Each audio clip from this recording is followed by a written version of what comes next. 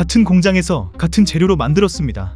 그런데 단지 여성용이라는 포장지 하나를 입혔다는 이유만으로 가격이 1.5배, 많게는 2배까지 뜁니다. 우리는 이것을 경제학 용어로 핑크텍스라고 부릅니다. 하지만 대한민국의 생리대 시장은 이 핑크텍스라는 단어 하나로 설명하기엔 너무나 기괴합니다. 전 세계에서 가장 비싼 가격, 철옹성 같은 독과점, 그리고 소비자의 공포를 먹고 자라는 기형적인 구조까지 2025년 12월 이재명 대통령이 드디어 이 판을 건드렸습니다. 독점이 시장을 망치고 있다. 공정위가 조사해라. 정 안 되면 관세를 없애서라도 경쟁시켜라. 단순히 물가를 잡겠다는 소리가 아닙니다. 이 발언은 지난 수십 년간 대한민국 생리대 시장을 지배해 온 거대한 카르텔을 향한 선전포고입니다. 오늘 민낯경제는 이 불합리한 시장의 진짜 설계자들이 누구인지 끝까지 파헤쳐 보겠습니다. 가격의 미스터리, 통계는 거짓말을 한다. 먼저 팩트체크부터 하겠습니다. 한국 생리대 진짜 비쌀까요? 정부와 언론은 이렇게 말합니다. 한국 생리대 가격은 OECD 평균보다 약 39% 정도 비쌉니다. 이 수치를 듣고 생각보다 별로 안 비싸네? 하신 분들 계실 겁니다. 하지만 여러분이 마트 계산대 앞에서 느끼는 체감 물가는 어떻습니까? 39%가 아니라 2배, 아니 3배는 비싸게 느껴지지 않습니까? 여러분의 감각이 정확합니다. 저 39%라는 수치는 통계의 착시입니다. 미국이나 유럽의 마트 생리대 코너를 가보면 매대의 70%는 개당 100원, 150원짜리 베이직 라인이 차지하고 있습니다. 포장은 투박하고 기능은 단순하지만 싸고 양 많은 제품들이 주력이라는 뜻입니다. 그런데 한국 마트는 어떻습니까? 저가형 라인은 찾아볼래야 찾아볼 수가 없습니다. 씨가 말랐습니다.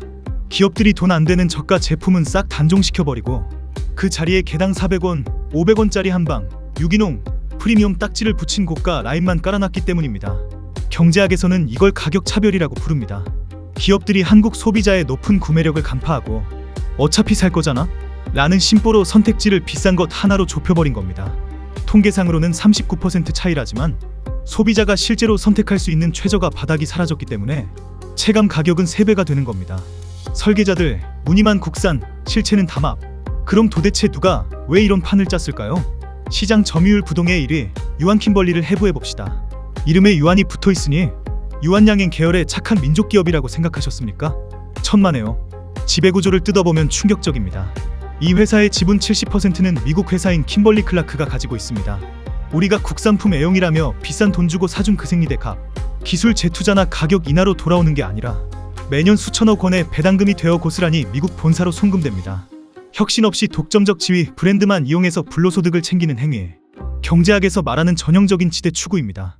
여기서 의문이 생깁니다. 그럼 2등, 3등 기업들은 뭐합니까? 1등이 비싸게 받으면 자기들은 싸게 팔아서 손님 뺏어오면 되잖아요. 정상적인 시장이라면 그래야 합니다. 하지만 한국 생리대 시장은 죽은 시장입니다. 지난 10년간의 가격 추이를 분석해보면 기막힌 패턴이 보입니다.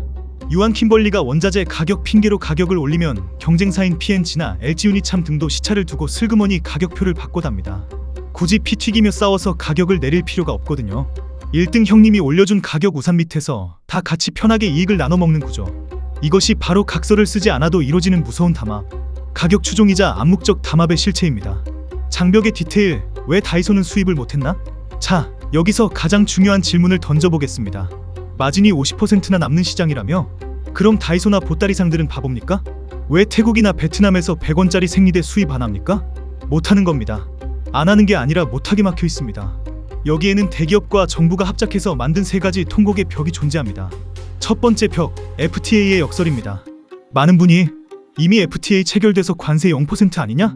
라고 묻습니다. 맞습니다. 이론상 0%입니다. 단, 조건이 있습니다. 제조사가 발행한 원산지 증명서를 세관에 제출해야 합니다. 그런데 글로벌 본사가 자기네 공식 지사도 아닌 한국의 병행 수입업자에게 이 증명서를 떼줄까요? 절대 안 줍니다. 결국 수입업자는 0% 혜택을 눈앞에 두고도 울며 겨자 먹기로 기본 관세 5%를 다 내야 합니다. 대통령이 관세를 없애라고 한 건 바로 이 증명서 쪼가리 없이도 무조건 0%로 들여오게 할당 관세로 만들겠다는 뜻일 겁니다. 두 번째 벽, 갈라파고스 규제입니다.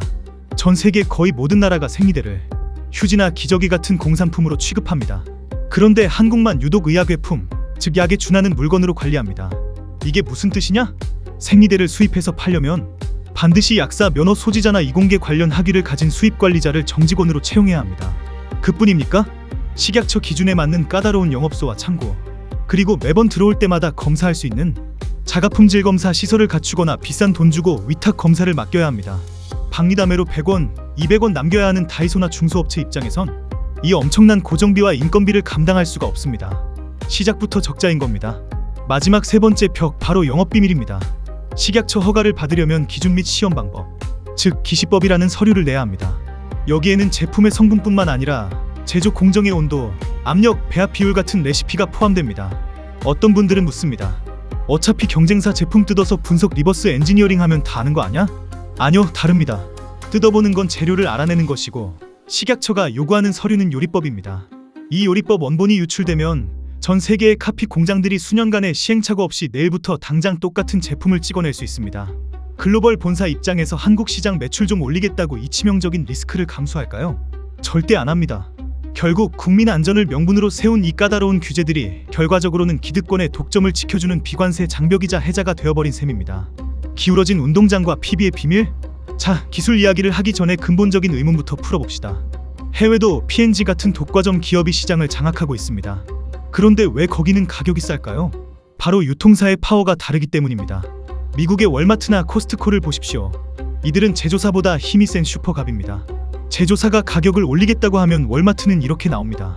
그래, 그럼 너네 물건 다 빼. 우리에겐 반값에 품질 똑같은 PB가 있어. 유통사가 제조사의 멱살을 잡고 가격 안 내리면 우리 PB 깐다 고 협박할 수 있는 구조. 이 강력한 바잉 파워가 제조사의 가격 인상을 막는 브레이크 역할을 합니다. 반면 한국은 정반대입니다. 유통사 올리브영, 대형마트가 제조사 유한킴벌리의 눈치를 보는 철저한 을입니다.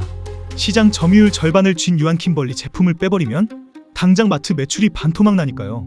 한국 유통사들은 가격을 통제할 힘도 의지도 없는 상태인 겁니다. 이런 악조건 속에서도 한국 대형마트들이 내놓은 PB 제품들이 있습니다. 가격도 쌉니다.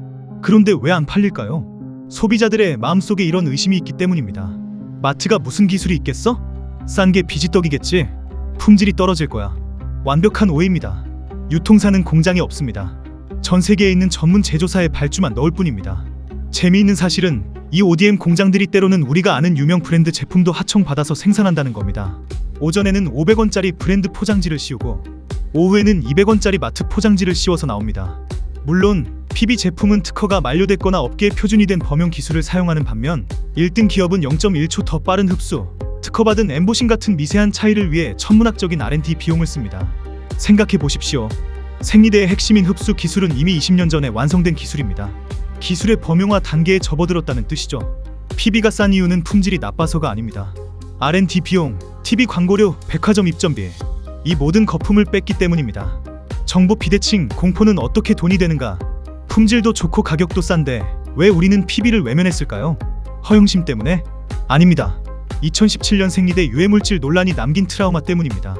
당시 식약처는 인체에 유해한 수준은 아니다 라고 결론 내렸지만 이미 소비자의 신뢰는 산산조각 났습니다. 이때부터 시장은 정보 비대칭의 늪에 빠집니다. 뭐가 진짜 안전한지 알 수 없게 된 소비자는 공포에 질리게 됩니다. 이때 기업들은 아주 영리하게 신호를 보냅니다.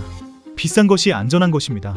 국가가 이 싼 제품도 안전하다고 보증을 서주지 않는 상황에서 소비자가 할 수 있는 선택은 하나뿐입니다. 내 몸에 닿는 건데 돈 좀 더 주더라도 비싼 거 사자. 이건 소비자가 멍청해서가 아닙니다. 신뢰할 수 없는 시장, 경제학에서 말하는 레몬 시장에서 살아남기 위한 소비자의 지극히 합리적인 위험 회피 행동이었습니다. 그리고 기업들은 이 공포심을 인질 삼아 지금까지 막대한 이익을 챙겨온 겁니다. 매기 효과, 대통령의 큰 그림과 민낯경제의 재현. 이제 다시 처음으로 돌아가 봅시다. 이재명 대통령은 왜 수입품과 경쟁시키는 것을 고려해보자고 했을까요? 단순히 세금 몇 푼 깎아주겠다는 게 아닙니다. 이 견고한 카르텔의 균열을 낼 매기를 풀겠다는 겁니다. 하지만 성공하려면 관세 철폐 하나로는 부족합니다. 반드시 세 가지가 동시에 터져야 합니다. 첫째, 규제의 벽을 허물어야 합니다. 미국 FDA나 유럽 CE 인증을 받은 글로벌 제품은 한국 식약처의 복잡한 서류 검사를 면제하겠다. 이렇게 선언해서 영업비밀이라는 장벽을 무력화시켜야 합니다. 둘째, 선수들을 입장시켜야 합니다. 약사 고용 의무 같은 낡은 규제를 없애서 다이소나 코스트코 같은 유통 공룡들이 태국, 베트남에서 100원짜리 생리대를 컨테이너째로 들여오게 길을 터줘야 합니다. 셋째, 가장 중요한 국가 인증입니다. 정부가 KS마크 쾅 찍어서 이 200원짜리 수입품 국가가 안전을 보증한다고 선언해줘야 합니다. 그래야 소비자들이 공포라는 인질극에서 풀려나 안심하고 싼 제품을 집어들 수 있습니다.